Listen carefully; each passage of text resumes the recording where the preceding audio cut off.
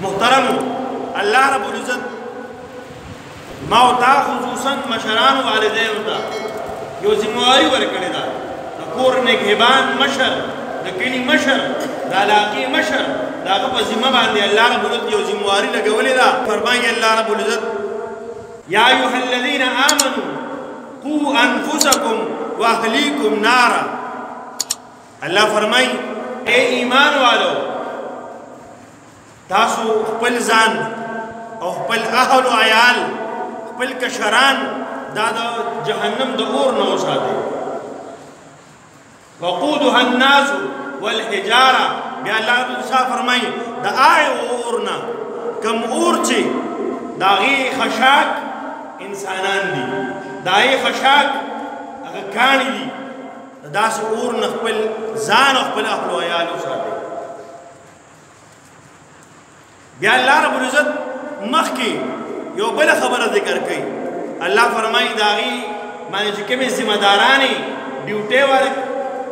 کسان مقرر دي فرشتې مقرر دي نو هغه داسې فرشتې دي چې هغه ګورئ په زړه کې رحم نه راځي د هغوی په زړه کې رحم نه راځي الله فرمایي ملائکة غلاظ شداد لا یعصون الله ما امرهم داسې فرشتې دي چې هغه طبیعت نه ډېرې سختې دي په چا یې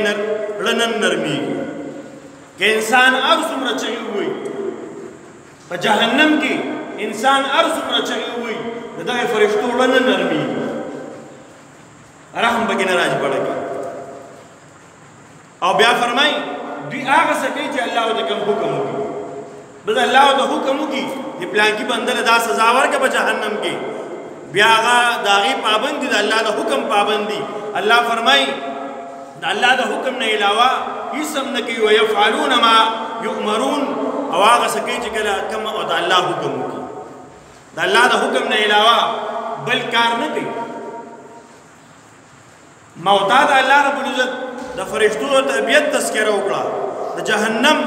د اور د هغې حالات راته ذکر شوي قرآن کې د دې لپاره چې خپل ځان او خپل اهل او عیال خپل ماتخ خپل کشران خپل بچي خپل ښځه او بیبي هغه د اور د جهنم نه وساتي